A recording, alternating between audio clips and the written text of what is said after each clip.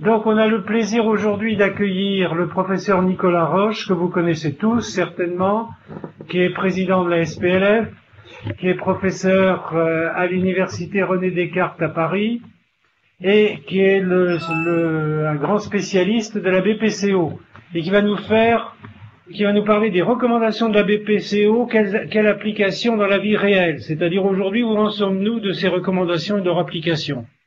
Voilà. Eh bien, merci Nicolas et on t'écoute. Merci beaucoup Étienne. J'espère que vous m'entendez tous bien. Et donc le but c'est de parler des nouvelles recommandations sur la BPCO. Je vais m'orienter sur deux types de recommandations. Les premières qui sont les recommandations internationales qui se veulent globales du groupe Gold. Et puis les deuxièmes, bien sûr, sont celles de la SPLF, réservées, si on peut dire, à la francophonie en priorité. Alors bien sûr, si les recommandations Gold se veulent par définition globales, et même si les recommandations de la SPLF se veulent elles aussi globales à l'échelon de la francophonie, il est évident que d'un pays à l'autre, francophone en général, on a des possibilités d'application des recommandations qui sont très très diverses en fonction des matériels dont on dispose et des traitements dont on dispose. Peut-être si vous pouvez mettre vos micros sur mute, parce que sinon ça fait un écho qui est difficile pour les autres. Coupez votre micro, s'il vous plaît. Voilà, merci beaucoup. Oui, donc ce que je disais, c'est que on sait très bien que les pays ne sont malheureusement pas égaux d'une certaine manière dans les possibilités qu'ils ont à leur disposition pour mettre en application les recommandations.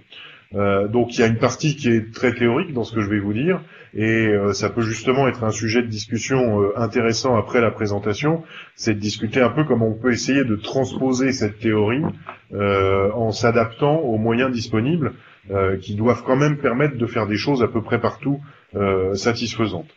Je vais parler pas mal des traitements médicamenteux, j'ai plein d'intérêts avec des laboratoires pharmaceutiques avec lesquels j'ai travaillé, notamment pour des études de leurs produits. Donc vous avez ici la liste des intérêts, et puis vous avez en haut la partie intérêt industriel et en bas la partie intérêt plus académique ou institutionnel.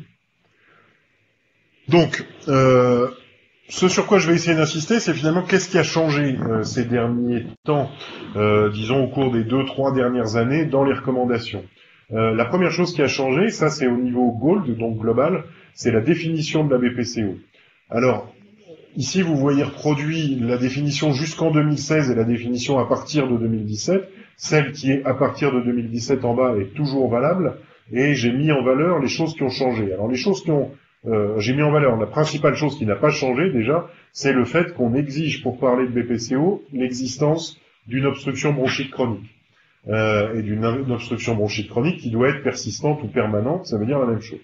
Donc ça, c'est quelque chose qui reste.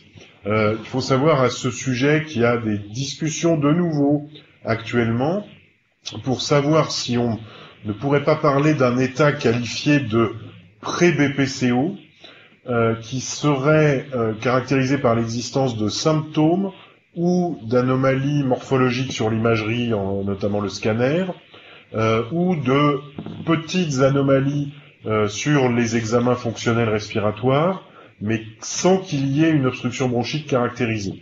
Donc ça serait une conséquence du tabagisme ou d'autres facteurs de risque qui ne seraient pas encore au stade BPCO avec obstruction bronchique et seraient à ce stade pré-BPCO. C'est en discussion, ça n'est pas adopté, et c'est l'objet de beaucoup de débats avec des positions pour et contre qui pour l'instant sont assez fortes, et donc la solution n'est pas tranchée, mais bon, je vous livre ça parce que ça fait vraiment partie des discussions actuelles. Pour ceux qui ont cette mémoire, vous vous rappelez peut-être qu'au début des années 2000, au milieu des années 2000 plus précisément, Gold avait parlé d'un stade Gold 0, qui était un stade caractérisé par une bronchite chronique sans obstruction bronchique, Là, on est un peu dans la même démarche, mais mieux formalisée, où ce sont des symptômes, dont la dyspnée, dont la bronchite chronique, ou le scanner, ou par exemple des anomalies des petites bronches, ou une distension isolée sur la fonction respiratoire. Bon, donc ça, on n'en est pas là, c'est pour l'avenir, peut-être, pas du tout sûr. Actuellement, on reste fixé sur le cœur du problème, l'obstruction bronchique. Ce qui change, en revanche, c'est que autrefois, quand je dis autrefois, c'était il y a 2 ans ou 3 ans, on disait que cette obstruction bronchique était habituellement progressive. On sait maintenant que ça n'est pas vrai. Ça peut bien sûr être progressif. Il y a chez certains patients une accélération du déclin de la fonction respiratoire, mais pas tous. Et on a des patients qui, arrivés à un stade parfois même très sévère, ont une fonction respiratoire qui va rester stable une fois qu'ils ont arrêté le tabagisme ou l'exposition aux autres facteurs de risque. Donc le côté progressif qui, dans la définition, donnait un petit caractère un peu irrémédiable au fait que ça allait forcément s'aggraver, ce côté progressif a été retiré, ce qui est important à la fois pour correspondre à la réalité scientifique, mais aussi en termes de communication sur la maladie. C'est pas une maladie où tout est perdu quand on fait le diagnostic. Le dernier point, ou l'avant-dernier point plus exactement, c'est qu'il est maintenant nécessaire, vous le voyez en bas, qu'il y ait des symptômes pour parler de BPCO. Alors, pourquoi c'est important? Parce que ça insiste sur 2 choses. La première chose, c'est que si on suspecte une BPCO, la première chose, et c'est évident cliniquement, est d'interroger le patient pour chercher les symptômes, et surtout de ne pas attendre que le patient se plaigne des symptômes, parce que sinon, on sait qu'on va faire un diagnostic qui risque d'être trop tardif. Donc le message important, c'est s'il y a une suspicion, attachez-vous à chercher les symptômes avec quelques questions très simples. La deuxième question, c'est que s'il n'y a pas de symptômes, même en ayant cherché à mettre en évidence leur existence, on ne préconise plus des examens spirométriques de dépistage, comme on disait, ou de détection précoce, systématique chez les patients qui ne se plaignent réellement de rien et chez lesquels l'interrogatoire ne met rien en évidence. Donc ça, c'est un point qui est important dans les pays, alors c'était surtout dans les pays industrialisés assez développés et relativement riches, où on a testé des campagnes de dépistage large échelle chez tous les patients fumeurs, qui se sont avérés être des échecs retentissants, parce que finalement, même quand on découvrait une obstruction, après ça ne prenait pas du tout, puisque ça ne motivait ni le patient ni le médecin, compte tenu du caractère asymptomatique. Et le dernier point sur lequel je voudrais insister, c'est que il était donné comme acquis dans la définition jusqu'en 2016 que la BPCO était une maladie inflammatoire chronique. Alors, bien évidemment, l'inflammation est présente, on le sait. Néanmoins, cet élément de la définition en a été retiré, dans un objectif là aussi de communication d'une certaine manière, puisque l'impression était que ça induisait une prescription très large de corticoïdes inhalés à tous les malades, alors qu'on sait très bien qu'ils ne marchent pas chez tous les malades et qu'ils peuvent même être délétères chez certains d'entre eux. Et donc l'idée, pour essayer d'éviter ce réflexe un peu bulbaire de je vois le mot inflammatoire, je prescris des corticoïdes inhalés comme dans l'asthme, le côté inflammatoire a été retiré, ce d'autant que l'inflammation en question est pas du tout, la plupart du temps, donc voilà les gros changements. On reste sur l'obstruction, il faut des symptômes, la maladie n'est pas forcément progressive à partir du moment où on la diagnostique, et elle n'est pas forcément inflammatoire et encore moins corticosensible. Donc finalement, à partir de là, quand on regarde ce qu'il faut faire dans une démarche de diagnostic de la BPCO, eh ben, on est sur un schéma très classique. Il y a des symptômes, il y a des facteurs de risque, on va pratiquer une spirométrie. Ce qui veut dire, une fois de plus, je réinsiste là-dessus, que les facteurs de risque seuls ne conduisent pas à la spirométrie sans passer par la case symptômes et qu'il faut mettre en évidence les symptômes. Donc, la démarche à partir de là, d'évaluation d'un patient qui est atteint de BPCO est simple. On va commencer par vérifier l'existence et la sévérité de l'obstruction bronchique. Ça, c'est la partie sévérité de l'obstruction bronchique fonctionnelle respiratoire, donc. Et il y a la partie sévérité clinique de la maladie. Et pour la sévérité clinique de la maladie, on va regarder 2 choses, qui sont les symptômes, qu'on a déjà vus, puisque ça fait partie de la démarche qui conduit au diagnostic. Donc les symptômes et leur sévérité, et le risque d'exacerbation qui se traduit généralement par l'historique d'exacerbation. Donc ça, c'est ce qui va conduire aux classifications qu'on utilise à l'heure actuelle et qui sont utilisées pour catégoriser les patients et qui sont aussi parfois utilisées pour traiter les patients, mais finalement, même si on ne les utilise pas pour traiter les patients, il faut, en tout cas nous en France, c'est ce qu'on préconise pour les étudiants, il faut connaître cette classification sur laquelle je vais revenir, parce que ça permet de savoir de quoi on parle quand on décrit notre patient, notamment quand on communique entre professionnels de santé.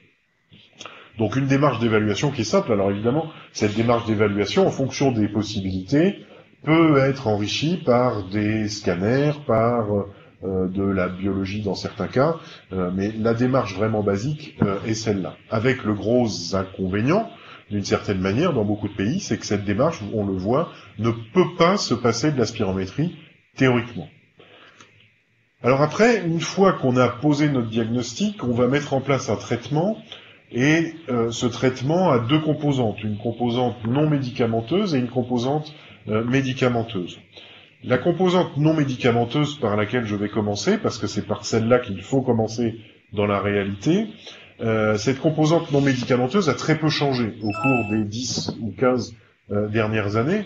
C'est avant tout l'arrêt du tabac et l'arrêt de l'exposition aux autres facteurs de risque, qui peuvent être des facteurs professionnels, des facteurs domestiques, des facteurs éventuellement atmosphériques, qui sont difficilement évitables la plupart du temps.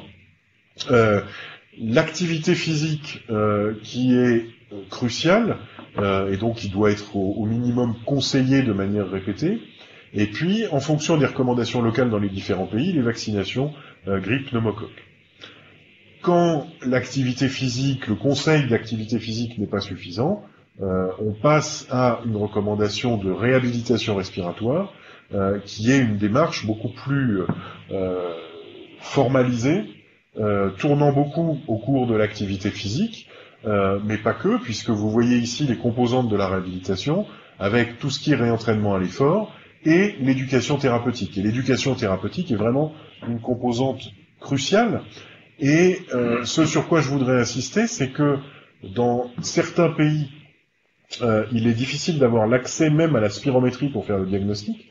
En revanche, l'éducation thérapeutique, c'est quelque chose qu'on peut faire à peu près n'importe où, du moment qu'on sait le faire, donc il faut un minimum de formation, mais c'est quelque chose qui est vraiment extrêmement utile. La réhabilitation, le réentraînement physique formalisé, bien sûr, est très efficace, mais sans aller jusqu'à ce réentraînement, déjà l'éducation des patients à la pratique d'une activité physique régulière, à l'entretien de leur forme physique de manière générale, c'est déjà quelque chose de très important qui fait partie de l'éducation thérapeutique et qui, une fois de plus, ne nécessite de mobiliser aucun moyen compliqué ou coûteux au sens du matériel. En revanche, ça peut être coûteux au sens humain dont on a besoin. Et puis, bien sûr, l'aide à l'arrêt du tabac, la prise en charge psychosociale, etc., la kiné quand elle est nécessaire. La kinésithérapie respiratoire n'est pas le cœur de la réhabilitation.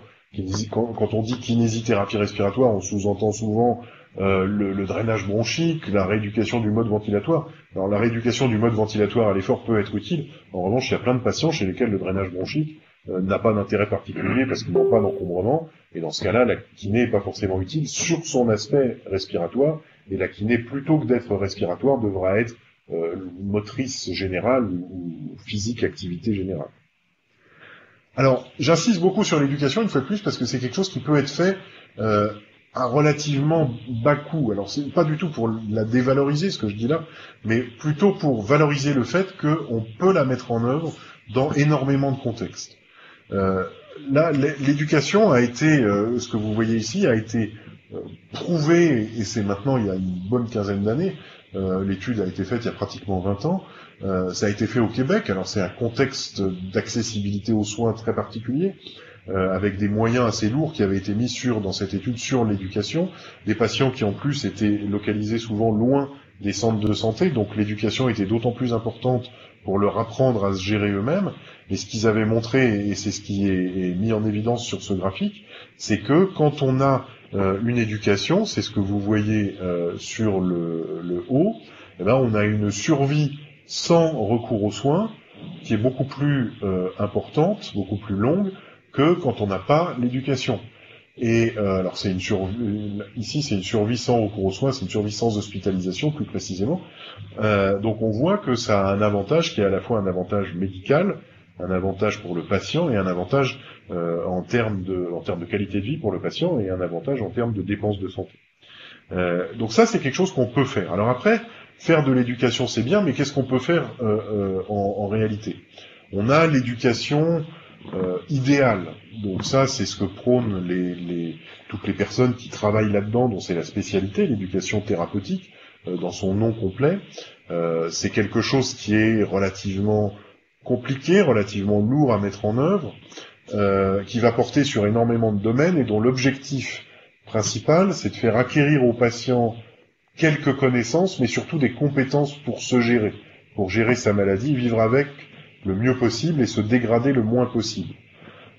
Donc ici vous avez une liste qui n'est pas du tout hiérarchisée de ce que peuvent être les cibles de l'éducation, c'est-à-dire dans quel domaine on va essayer de faire acquérir aux patients un peu de connaissances et beaucoup de compétences pour se gérer pour pas fumer, pour éviter les aérocontaminants, pour pratiquer une activité. Donc on voit que c'est vraiment, là encore, j'insiste sur l'aspect pratique, on parle de compétences. Sa compétence, ça va être de savoir avoir une activité physique, mettre en œuvre une activité physique régulière, savoir se relaxer, gérer le stress, savoir comment gérer ses loisirs, comment gérer son environnement matériel.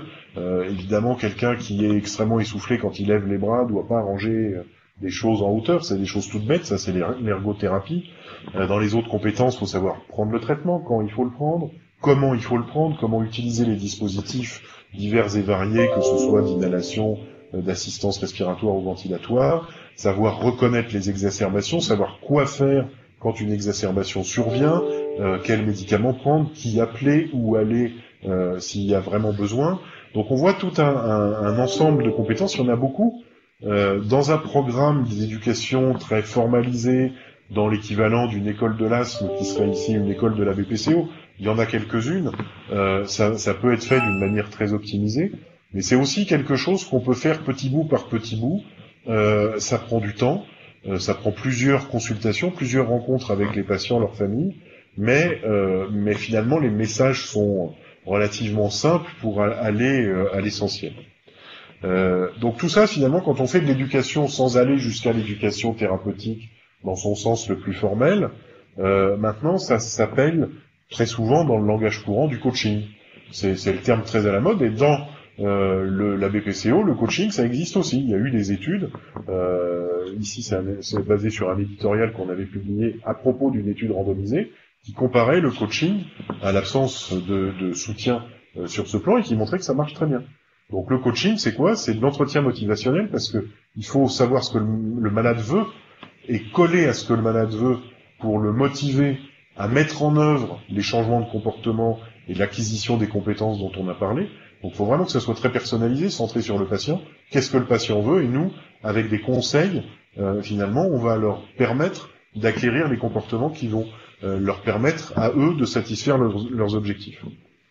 Donc voilà, c'est quelque chose qui est très, comme je le disais, très nouveau, très à la mode. Alors évidemment, tous les coachs ne ressemblent pas à ce monsieur que vous voyez là, et moi-même non plus, d'assez loin même. Donc ça, c'est ce qu'on peut faire avec du coaching humain. Donc le monsieur là est un coach humain, mais on a aussi maintenant plein de moyens d'éducation.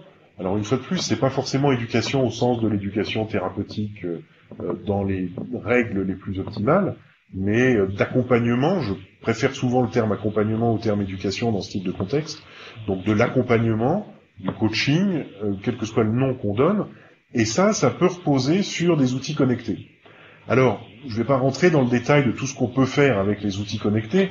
Vous le voyez noté ici, on peut faire des consultations à distance, on peut faire du conseil d'activité physique, on peut faire du conseil d'autogestion, on peut faire le fameux coaching d'activité ou d'autres. Mais sur quoi ça repose quand on utilise des objets connectés? Ça repose sur des smartphones.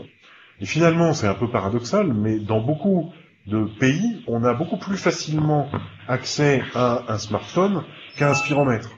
Et bon, alors, c'est un peu malheureux, mais peut-être qu'on pourrait développer les smartphones comme outil, évidemment d'une manière qui va être très variable d'un pays à l'autre, d'un contexte culturel à l'autre, mais comme outil d'éducation, de coaching ou d'accompagnement, quel que soit une fois de plus le nom qu'on lui donne. Il y a quelques initiatives, notamment des initiatives portées par l'OMS, qui sont en train en début de gestation, on va dire, dans ce domaine-là, pour essayer de procurer ce type d'accompagnement, qui, une fois de plus, même au-delà des médicaments et de l'accès aux médicaments, peut être extrêmement utile. Donc ça, c'était ce que je voulais discuter un peu sur le plan du traitement non pharmacologique. Sur le plan du traitement pharmacologique, alors je pense que beaucoup d'entre vous ont dû déjà voir ce graphique qui est extrait des recommandations, des propositions plus exactement de la SPLF sur le traitement médicamenteux de la BPCO.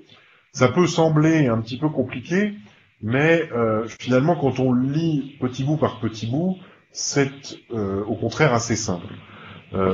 Si on regarde ce tableau, on peut essayer de le formuler d'une manière un petit peu différente, qui peut-être pour les esprits est plus simple.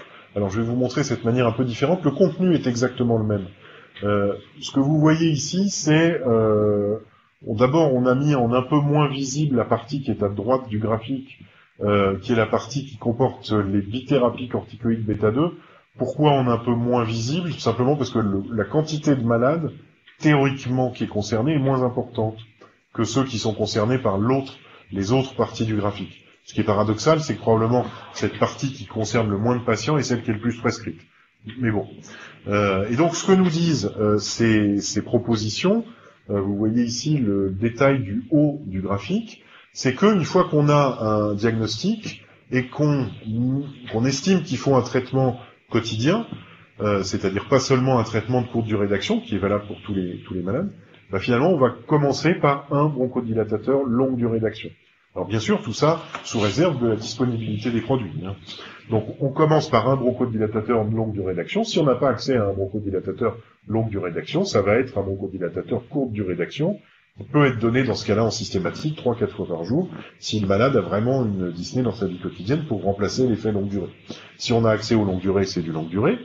Et puis, si un traitement longue durée ne suffit pas, qu'est-ce qu'on va faire? On va passer à 2 bronchodilatateurs longue durée d'action, sauf, c'est la droite du graphique, dans le cas qui est une exception, où on a des patients qui sont exacerbateurs, mais qui n'ont pas de dyspnée qui les gêne dans leur vie quotidienne. Et une fois de plus, ça c'est plutôt une exception.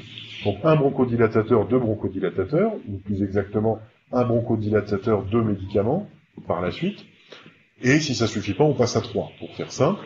Et tout au long du processus, bien sûr, et ça c'est extrêmement important, on ne fait pas que augmenter la charge thérapeutique 1, puis 2, puis 3.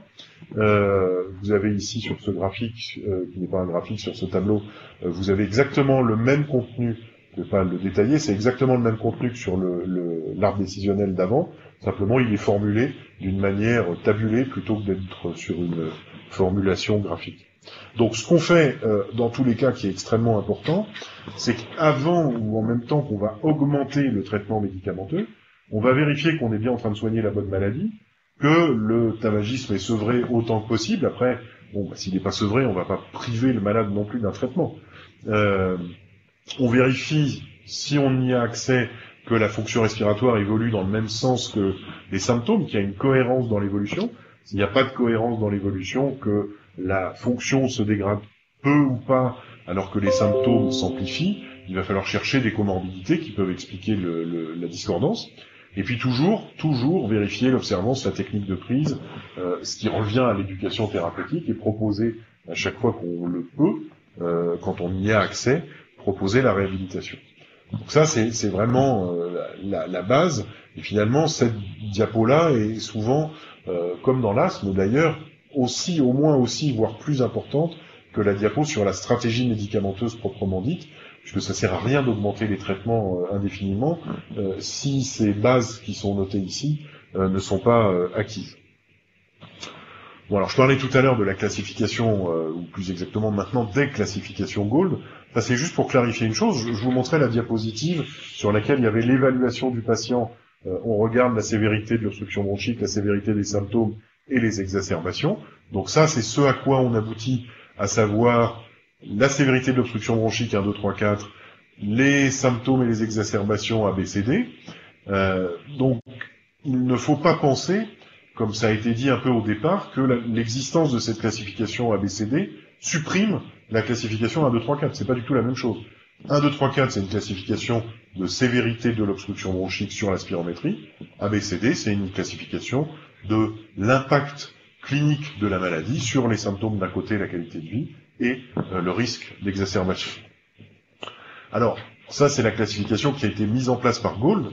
Gould avait utilisé, je ne vais pas rentrer dans le détail puisque ce graphique n'est plus d'actualité, Gould avait au départ utilisé cette classification ABCD pour lui coller à chacun des cadrans, coller un algorithme spécifique du cadran, ce qui a été jugé un peu compliqué et en plus qui ne reposait pas toujours sur des bases d'évidence si solides que ça, et en plus était totalement discordant par rapport à la pratique. Donc les choses ont évolué, mais avant de regarder comment les choses ont évolué, ce que je voudrais, c'est vous montrer ce qu'on fait.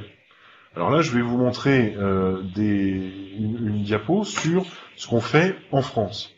Alors en France, ça c'est la situation avant 2010 dans une cohorte à laquelle je participe. Et ce qu'on a regardé, c'est en bleu la proportion de patients qui reçoivent une corticothérapie inhalée. Et vous le voyez en fonction de la sévérité, non pas de la BPCO comme c'est marqué sur la diapo, qui est une vieille diapo, mais de la sévérité de l'obstruction bronchique. Et ce que vous voyez, c'est que chez des malades qui, à l'époque, avaient une obstruction bronchique légère ou modérée, donc ne relevaient pas, à l'époque toujours, d'une corticothérapie inhalée, elle était prescrite dans plus de la moitié des cas. Donc on voit bien qu'il y a un delta énorme entre les recommandations et ce qu'on fait. Est-ce que ça a changé? Malheureusement non, puisque si on regarde maintenant, alors c'est un peu plus tard, ça c'était il y a 5 ans, si on regarde ce qui a été fait, toujours la même cohorte, c'est les mêmes investigateurs, et cette fois on a une classification en Gould ABCD, alors c'est le vieux Gould ABCD, il y avait encore l'obstruction bronchique dedans, mais quoi qu'il en soit, si vous regardez en fonction du stade Gould la proportion de patients qui reçoivent seuls ou associés, la plupart du temps associés, une corticothérapie inhalée, donc focalisez-vous juste sur la partie qui est à gauche du graphique, vous voyez que pour le Gould ABCD, effectivement, ça augmente. Plus le malade est sévère en termes d'impact clinique, plus il a de chances d'avoir une corticothérapie inhalée, mais même des malades qui n'en ont absolument pas besoin, jamais, qui sont les Gould A et B, en reçoivent respectivement dans 40 et 50% des cas. Donc clairement, il y a encore une vraie discordance qui est liée à plein de choses. C'est une question d'habitude, c'est une question d'accès. On connaît peut-être mieux, on connaissait peut-être mieux les médicaments dans lesquels il y a des corticoïdes que les médicaments à base de bronchodilatateurs purs, surtout à cette époque-là. Mais il y a aussi une grosse question, j'y reviendrai, qui est le diagnostic différentiel avec l'asthme. Une des raisons pour lesquelles les médecins mettent en place des corticoïdes inhalés, c'est quand ils ont un doute avec un asthme. Et ça, c'est tout à fait licite, de se dire, s'il y a un asthme associé, il faut qu'il ait des corticoïdes inhalés. On est tous d'accord avec ça.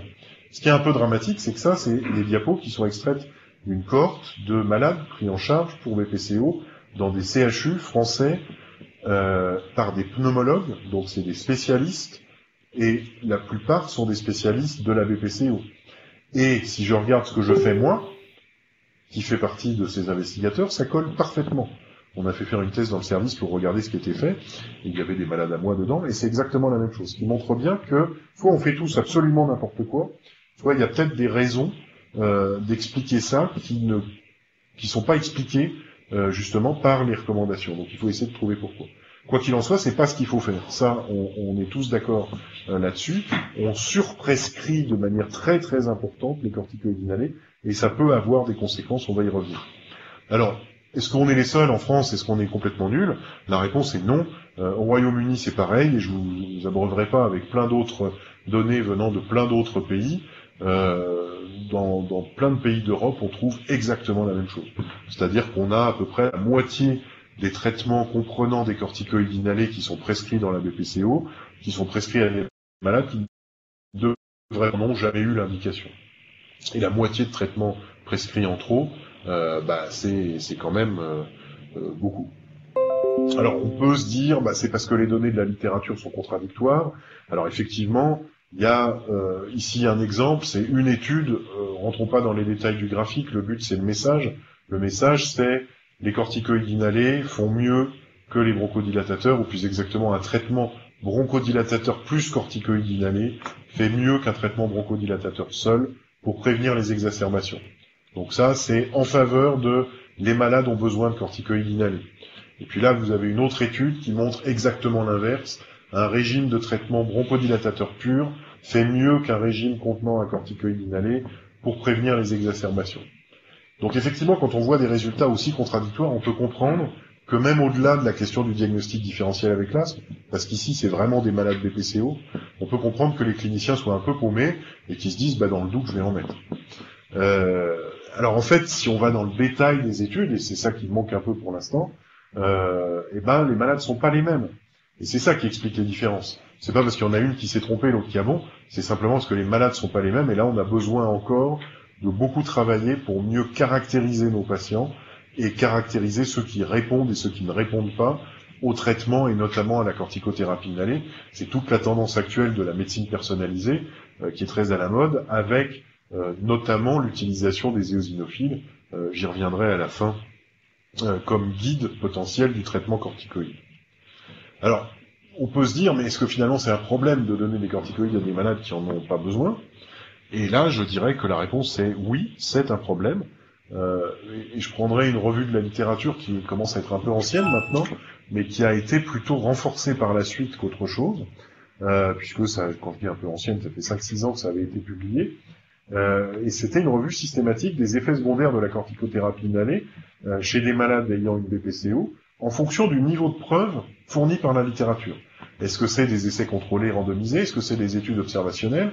Forcément d'un niveau de fiabilité un peu moins lourd. Est-ce que c'est des revues systématiques? Et vous voyez ici que tous ces effets secondaires ont été montrés au minimum dans des études observationnelles, mais certains ont été montrés dans des essais randomisés tout à fait solides sur le plan méthodologique. Et quand on se rappelle qu'il y a une vingtaine ou une trentaine d'années, on disait que les corticoïdes inhalés n'avaient pas d'effet systémique, l'étude qui a contredit ça, la première, ce qui était un peu passé inaperçu ou avait été un peu passé sous silence, cette étude date de 1999, et c'est celle qui montrait une fragilité cutanée chez des patients ayant une BPCO légère qui ne recevaient jamais de corticothérapie orale, donc il n'y avait pas de biais de ce côté-là, et chez lesquels il y avait une fragilité cutanée qui était montrée. Et le fait qu'il y ait une fragilité cutanée veut dire que le passage systémique du corticoïde inhalé est non seulement réel, mais suffisant pour induire un effet cliniquement perceptible. Donc on ne peut pas dire il n'y a pas de passage systémique. Et depuis, il y a eu tout un tas d'études qui ont confirmé les pneumonies, la tuberculose. On a maintenant des données de méta-analyse d'études randomisées, donc niveau de preuve élevé, qui montrent que le risque de tuberculose augmente particulièrement dans les zones de haute incidence de la tuberculose.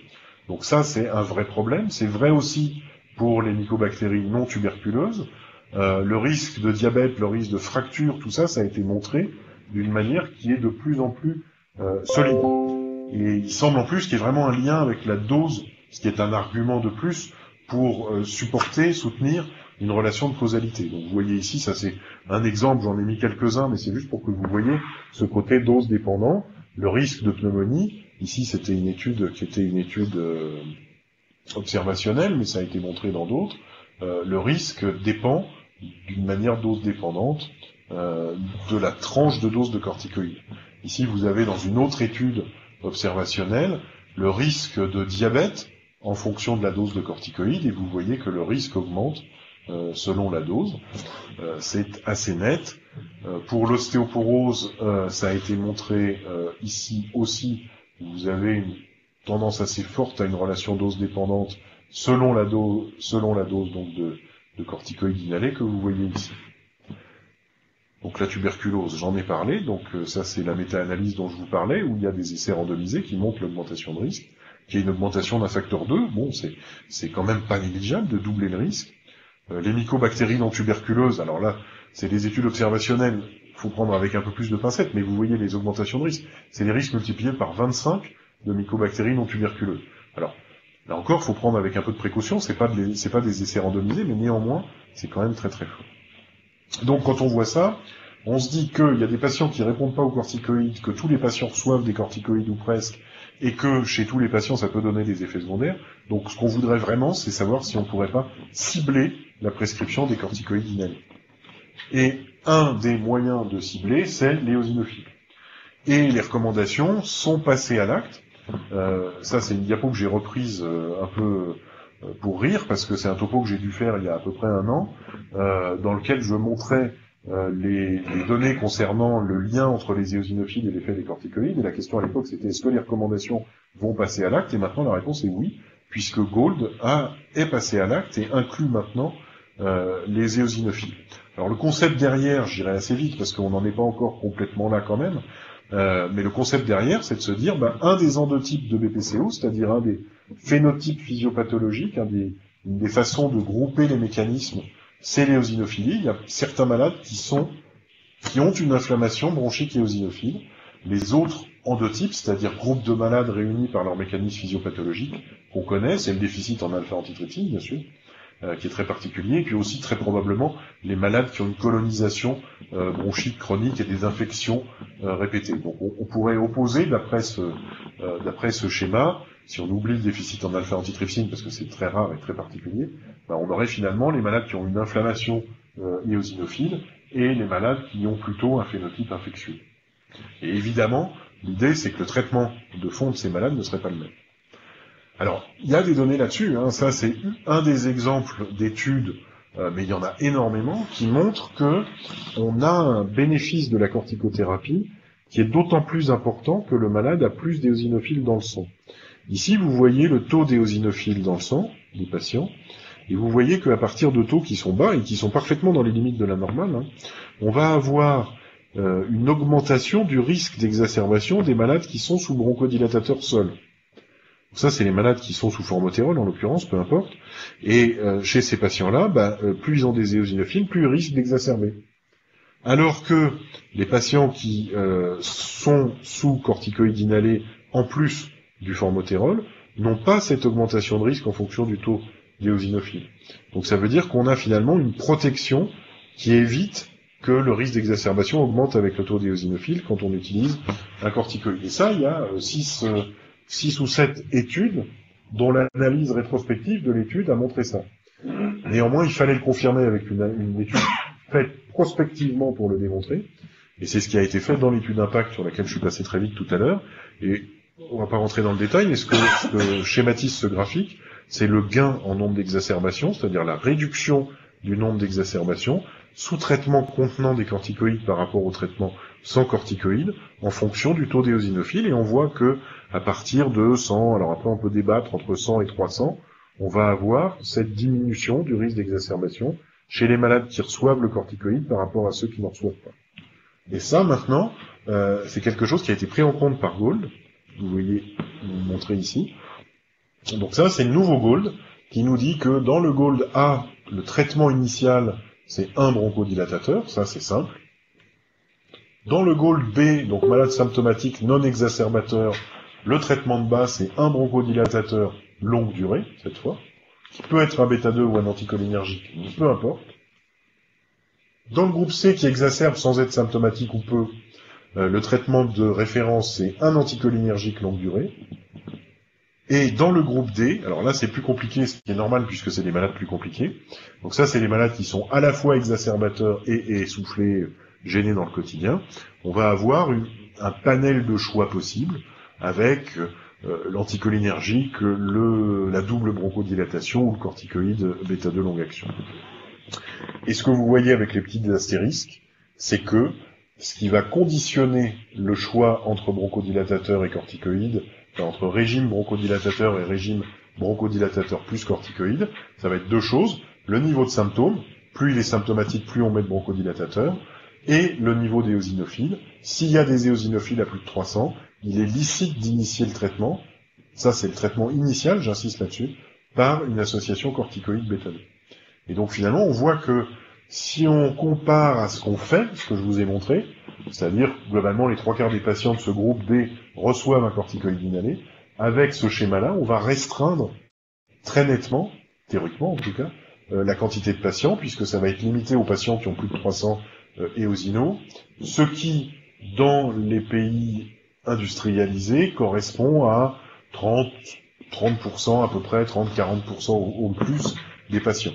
Je souligne le côté pays industrialisé parce que c'est absolument pas vrai dans des pays à beaucoup plus forte incidence de parasitose, où on risque d'avoir des taux d'éosinophiles, la normale finalement du taux d'éosinophiles va être différente, et donc on ne sait pas du tout si ce seuil-là s'applique dans ces pays.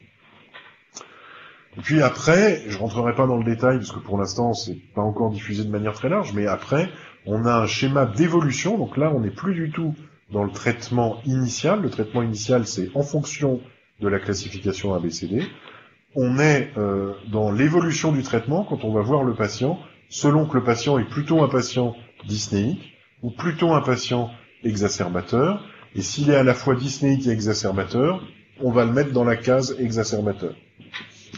C'est compliqué, quand on voit ça, on se dit que c'est complètement délirant de faire un schéma aussi compliqué. Je suis assez d'accord avec ça, même si je fais partie du groupe Gold, je trouve ce schéma trop compliqué. Il faut le simplifier, alors pour le simplifier, il faut le regarder là encore par petits bouts. Et par petits bouts, c'est tout de suite plus simple. Malade qui est essoufflé avec un bronchodilatateur, on en met 2. Voilà, ça c'est des choses que je comprends. Si ce malade est essoufflé et pas exacerbateur, et qu'il a un régime de traitement qui contient des corticoïdes, on les enlève. Ça, c'est aussi quelque chose qu'on comprend bien. Donc, pas de corticoïdes quand il n'y a pas d'indication. C'est aussi bête que ça. Hein. Après, si on est avec des malades qui exacerbent, ils ont des exacerbations malgré un bronchodilatateur, on en met 2. Sauf si, c'est la petite astérisque, sauf si ils ont des éosinophiles, et c'est là que les éosinophiles rentrent dans la danse et viennent un peu, pour l'instant, compliquer les choses, parce qu'on ne sait pas encore très bien comment l'appliquer en pratique. Mais c'est quand même ce que disent ces recommandations. Alors, pour information, la Société de pneumo de langue française n'a pas adopté ces recommandations. La réflexion est en cours pour savoir si on a des affinités ou pas, en sachant qu'à part le côté éosinophile, elles sont extrêmement proches des nôtres. La cosmétique n'est pas la même, mais le contenu est vraiment très très proche. Donc, finalement, pour revenir à des choses très simples, ça c'est ce que pourraient être les recommandations de la SPLF. Vous remarquerez que j'ai enlevé le logo de la SPLF parce que ce ne sont pas les recommandations de la SPLF actuelle. À la place du logo, j'ai mis un éosinophile puisque ça serait une version adaptée avec éosinophile. Et vous voyez, quand même, on complique un peu les choses. Là, on voit apparaître des astérisques qui nous disent qu'il faut pas, et je pense que c'est ça le message important, il faut pas prescrire un traitement avec des corticoïdes inhalés chez un patient qui a peu d'éosinophiles. Et en tout cas, avec une certitude totale à moins de 100 éosinophiles, pas de corticoïdes inhalés, et de mon point de vue personnel, mais c'est très personnel, à moins de 300, on est déjà dans des zones où il n'y a pas vraiment de raison d'en mettre, sauf si on a des arguments cliniques forts, c'est-à-dire un malade qui exacerbe malgré les bronchodilatateurs. Que puis-je vous raconter d'autre ? Finalement, revenir à des choses très simples. Hein. Les choses très simples, c'est que quand on a une BPCO, que c'est une BPCO pure, c'est-à-dire qu'il n'y a pas un asthme associé, la base du traitement, c'est les bronchodilatateurs. On peut débattre sur les éosinophiles, les corticoïdes, mais la base du traitement, c'est les bronchodilatateurs. Quand on a un patient qui a un asthme, là, on met des corticoïdes inhalés, bien sûr, et c'est vrai que le patient est un asthme seul ou un asthme associé à une BPCO. Après, on peut parler des syndromes de recouvrement, de l'overlap, etc. Bon, restons simples. Il y a une BPCO, il y a un asthme ou il y a les deux. Ça, on comprend ça. Et quand on dit il y a une BPCO, il y a un asthme ou il y a les deux, finalement, on revient à la question du diagnostic différentiel entre les deux. Et la base du diagnostic différentiel, c'est la clinique. Et ça, c'est un point qui est quand même extrêmement important. Et on a tendance à un peu trop oublier la clinique pour se reposer sur la spirométrie, la réversibilité, quand on en dispose. Mais il ne faut pas oublier que le meilleur outil du diagnostic différentiel, c'est la clinique. Et c'est ce qu'on voit sur cette diapositive qui est un extrait du document sur l'overlap qui a été fait par Gina et Gold et qui nous résume, ça on connaît, qui nous résume l'argumentation clinique pour séparer les deux. Alors vous voyez l'obstruction bronchique, mais si on l'enlève, il reste quand même beaucoup d'arguments qu'on peut utiliser pour faire ce diagnostic différentiel. Alors quand on a les moyens, si on peut dire, on peut avoir recours à des explorations plus détaillées, mais finalement elles ne sont nécessaires même dans des centres spécialisés. Si on prend la masse des asthmatiques et la masse des BPCO, ce type d'exploration n'est nécessaire que dans une minorité de cas, Ce qui veut dire, à l'inverse, qu'on peut gérer la majorité des cas avec la clinique et la spirométrie, et peut-être la numération dans le futur. Et globalement, c'est tout ce que je voulais vous raconter. J'espère que j'ai pas été trop long, 45 minutes. Donc maintenant, je suis à l'écoute de vos questions et des discussions, des éléments que vous voulez apporter sur votre pratique et comment on peut essayer de mettre tout ça en pratique, justement. Merci beaucoup. Alors, il y a une équipe que je vois là-bas, je ne sais pas d'où ils sont, mais c'est pas grave. Je sais en plus qu'il y en a qui n'ont pas d'image. Il y a Alger qui est connecté et ils n'ont pas forcément un retour d'image. Donc, mais je ne sais pas par ailleurs s'ils peuvent poser des questions. On verra. Bon, écoutez, la parole, vous avez la parole, vous allumez votre micro et vous posez votre question et vous le coupez quand on a terminé. Merci beaucoup. Qui veut intervenir? Bangui. Oui, on vous écoute.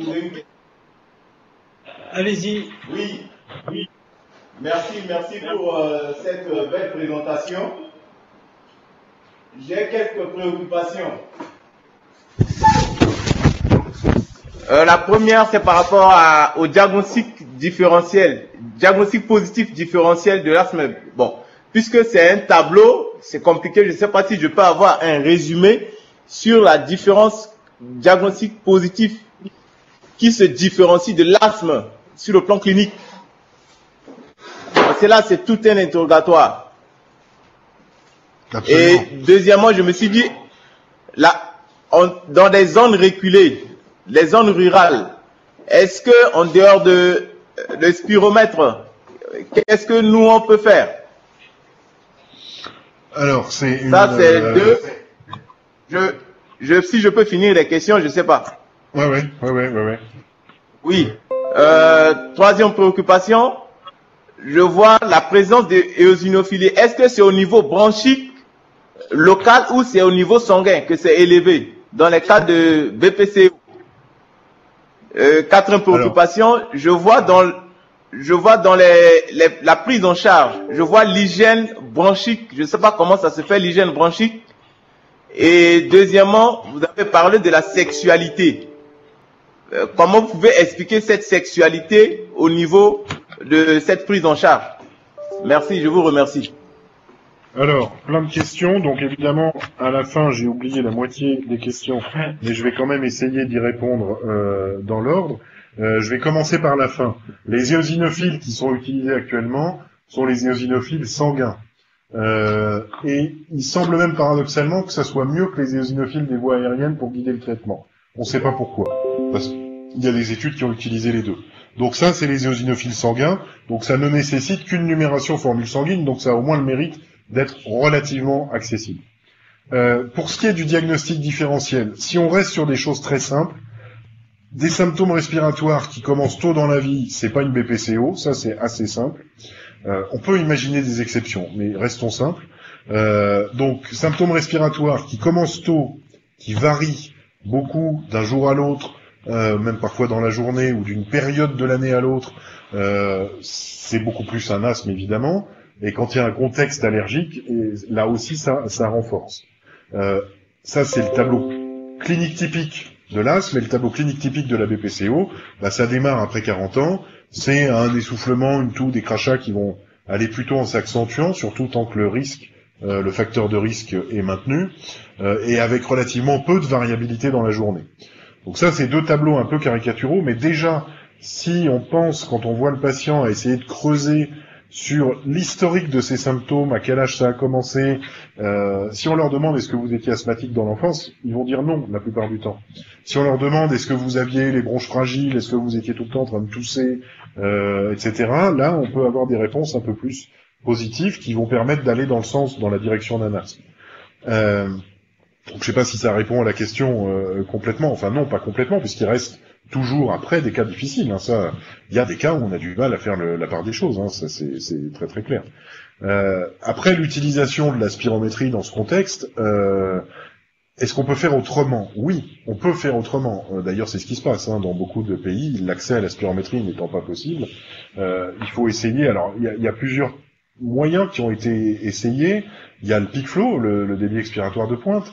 Alors, bien sûr, ça n'a pas la valeur d'une spirométrie, mais c'est déjà quelque chose d'utile. Notamment si on met en évidence une forte variabilité de peak flow, bah, ça c'est quelque chose qu'on voit dans l'AS, mais pas dans la BPCO. Et ça a bien été montré d'ailleurs dans la BPCO. Il y a des gens qui se sont amusés à faire des peak flow pendant les exacerbations, il y a quelques années, et en fait le peak flow bouge très peu pendant les exacerbations. Alors que dans l'asthme, on sait que ça bouge pas mal. La variation du peak flow en fonction des expositions, c'est aussi quelque chose qui peut aller dans le sens d'un asthme et écarter un peu la BPCO. Donc le peak flow peut être utile. Après, on a les mini-spiromètres électroniques. Alors les mini-spiromètres électroniques, il y a du bon et du moins bon. Le bon, c'est que c'est simple, pas très cher, on peut en avoir en euros, on peut les avoir à 40-50 euros maintenant, donc c'est quand même beaucoup moins onéreux qu'un spiromètre complet. Le gros bémol que je vois à ça, c'est qu'il faut quand même savoir s'en servir et qu'on a beaucoup moins de retour qualité sur la mesure. Donc ça peut être du débrouillage, mais il faut que ça soit fait par des gens qui soient vraiment bien formés, qui sachent les utiliser et qui sachent notamment voir si la manœuvre a été bien faite par le patient ou pas. Ça nécessite un peu d'habitude, après c'est pas plus compliqué que ça, mais ce que je veux dire c'est qu'il faut pas larguer les mini-spiromètres électroniques dans les bras de personnes qui sont pas formées, parce qu'on saura absolument pas interpréter les résultats, qu'on va avoir des grosses déceptions. Donc là, j'ai dû répondre à 3 de vos questions. Et la sexualité aussi. Ah, la sexualité, ouais, j'élude les sujets gênants. La sexualité, alors il y a un guide qui avait été fait par un de nos collègues de Montpellier, Christian Préfaux, il y a quelques années, et dans lequel il montrait de manière visuelle, mais soft, les positions qui peuvent être adoptées par des hommes, des femmes, dans les rapports sexuels pour être le moins consommateur d'énergie possible, parce que le rapport sexuel est extrêmement consommateur d'énergie et donc potentiellement extrêmement essoufflant. Et donc il y a des techniques d'économie d'énergie, on pourrait dire ça comme ça, qui sont basées sur les positions et qui peuvent aider les patients malgré tout à maintenir une vie sexuelle sans que ça soit trop difficile pour eux. Merci. Je pense Une autre question. Merci. Oui, il reste une question par rapport à l'hygiène bronchique. Je ne sais pas comment ça se fait, cette hygiène bronchique. Oubliez l'hygiène bronchique. Alors, l'hygiène bronchique, c'est très simple. C'est le drainage, en fait. Hein. Donc, en fait, l'hygiène bronchique, c'est l'éducation à l'autodrainage. Donc, on apprend aux patients à faire les manœuvres de drainage bronchique, qui sont essentiellement l'augmentation de débit de flux expiratoire et l'atout dirigé. Ça, c'est les 2 techniques les vraiment validées. Donc, on apprend aux malades à faire ça, et c'est quelque chose qui se fait très couramment, qu'on fait beaucoup dans les dilatations de bronches, mais qui peut se faire tout aussi bien dans les BPCO hypersécrétantes, et qui n'a absolument aucun intérêt dans les BPCO non hypersécrétantes. Donc, faut pas imposer ça ou demander ça à tous les patients. Ok, merci. Je pense que nous allons passer la parole à un collègue qui a aussi des questions. Oui, essayez de poser une seule question, s'il vous plaît, parce qu'il y a d'autres centres qui veulent en poser également. Ok. Bonsoir, je suis docteur Olivier, médecin résident en pédiatrie. Dommage, j'avais plutôt 2-3 questions, mais bon, comme il y a d'autres centres, je vais aller très vite. Ma première préoccupation concerne la corticothérapie dans les pays tels que le nôtre, où vous avez parlé, ça dépend de l'eosinophilie. Or, dans un pays tel que le nôtre, on a fait des études où on s'est rendu compte que il y avait la plupart des patients étaient polyparasités. Est-ce que dans ce cas-là, chez nous, il faut faire des examens de sel pour écarter une parasitose avant de tenir compte de ce critère-là? C'est ma première question. Ouais, c'est une question, je vais y répondre maintenant tout de suite. C'est une question qui est très difficile parce qu'en fait, les taux d'éosinophiles qui sont appliqués dans les études ont absolument pas été validés spécifiquement dans des pays à haute incidence, prévalence d'infections parasitaires. Donc on ne sait pas très bien comment répondre à cette question pour l'instant. Il faut qu'il y ait des études qui soient faites spécifiquement dans ces pays-là. Nous, ce qu'on a tendance à faire dans ces cas-là, pour des malades qui reviennent d'une zone de haute endémie parasitaire, c'est assez simple, on les déparasite, mais là encore, il y a peut-être des questions d'accès, mais on les déparasite et on fait un contrôle quelques semaines après, ou mois après le déparasitage. Mais bon, c'est pas du tout quelque chose de validé dans la mesure où ça n'a pas été testé dans des études. Et c'est une façon de faire. qui règle pas forcément le problème, hein, parce qu'on sait qu'il y a la cinétique de décroissance des éosinophiles chez quelqu'un qui a été polyparasité toute sa vie, parce que c'est aussi ça qui peut survenir. Donc pour répondre à la question, on ne sait pas, il y a besoin d'études. Ok, merci. Une autre question? Oui, la deuxième et avant-dernière question. La deuxième et avant-dernière question, c'est celle de savoir est-ce que les bronchopneumopathies obstructives là peuvent se surinfecter, parce que dans la prise en charge, nous n'avons pas vu d'antibiothérapie. Bon, dans un pays tel que le nôtre, et si ça se surinfecte, quel peut être l'antibiotique le plus indiqué et quel est le germe le plus souvent couplé à cette bronchopneumopathie obstructive, surtout dans les pays tels que le nôtre? Ouais.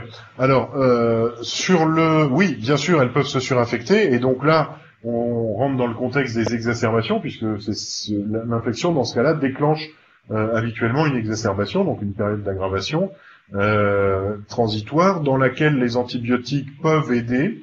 Ça, c'est bien démontré maintenant. Le critère pour dire qu'il faut donner les antibiotiques, si on veut être très simple, c'est le fait d'avoir une expectoration purulente. Et l'antibiotique va dépendre des sensibilités locales. Le plus simple, c'est l'amoxicilline. Le plus simple et efficace dans la plupart des cas, sauf chez des patients particuliers qui ont déjà eu des antibiotiques, etc. Mais le plus simple, c'est l'amoxicilline. Ok. Tananarive avait une question. Allez-y.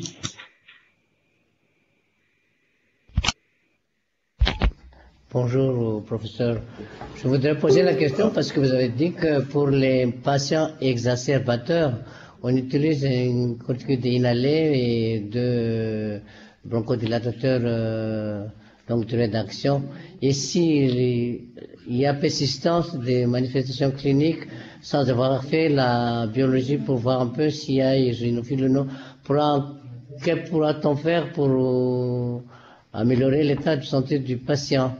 La deuxième question, quelle est la place de la chirurgie actuellement pour la BPCO? Merci. Ok. Alors, première question.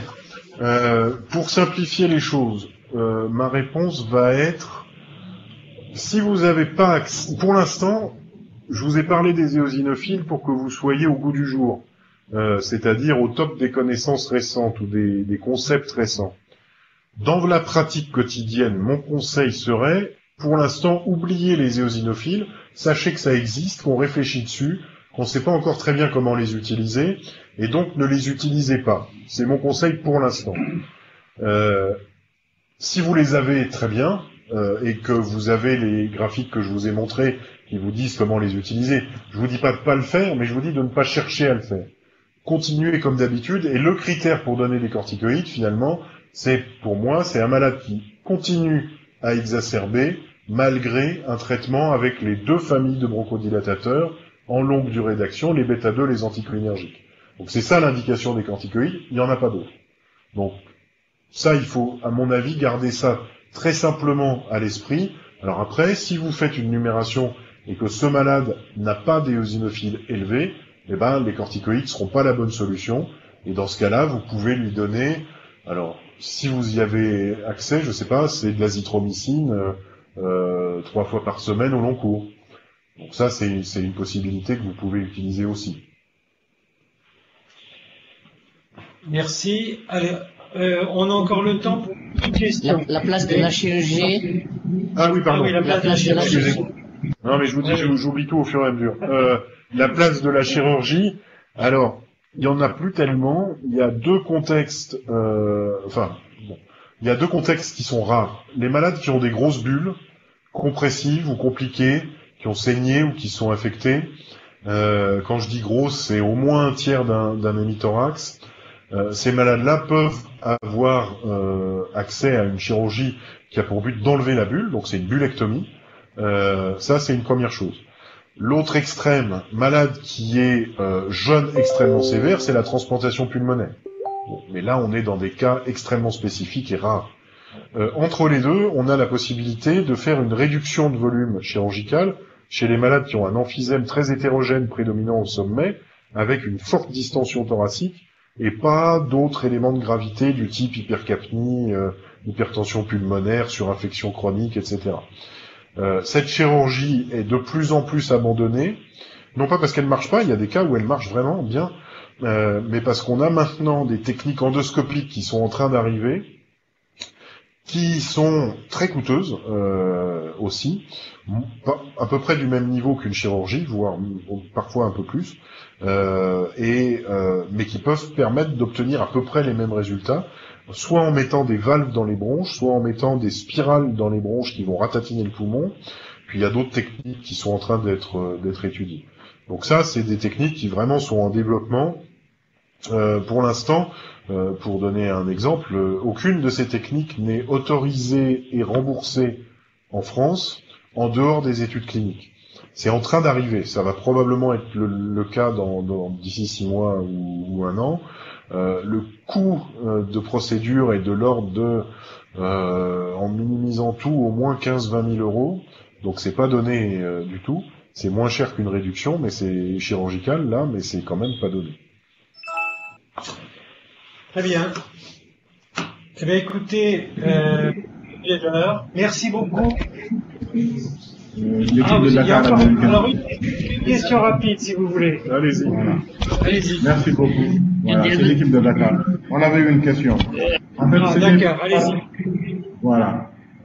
À Dakar, ici, ce qui est disponible comme molécule, c'est les associations corticostéroïdes inhalés et bêta-agonistes à longue durée d'action. Donc, on retrouve difficilement des bêta-agonistes à longue durée d'action seuls, ou bien les anticholinergiques à longue durée d'action. Donc, nous qui n'avons pas la possibilité d'utiliser autre chose à part cette association, qu'est-ce que vous nous conseillez? Donc, alors, ma deuxième préoccupation. Ouais, non, mais là, vous êtes dans une condition particulière. Vous avez le choix entre soit vous utilisez des bronchodilatateurs courte durée d'action en 3-4 fois par jour. Il est clair que sur le plan de l'observance et de la contrainte pour le patient, c'est pas idéal. Soit, parce que vous pouvez pas faire autrement, vous utilisez les corticoïdes inhalés, mais enfin les associations contenant des corticoïdes inhalés. Mais dans ce cas-là, évitez-le chez des patients qui ont des séquelles de tuberculose, on ne sait pas très bien comment elle a été traitée, la tuberculose, ou des antécédents d'infections respiratoires répétées. Et chez ces malades-là, vraiment préférez les bronchodilatateurs courte durée d'action en systématique. Très bien. Eh bien, écoutez, merci beaucoup pour votre participation. Merci à tous. Merci Nicolas, c'était passionnant et très bien, très clair. Nous n'avons pas de séance maintenant d'ici fin juin, donc on se retrouve, si vous voulez bien, en septembre. Si vous avez des sujets à proposer, n'hésitez pas. Si vous voulez en traiter aussi, n'hésitez pas. Demandez-nous. Le programme est à bâtir à partir du mois de septembre, à partir de la mi-septembre. Écoutez, à bientôt et merci à tous pour votre participation.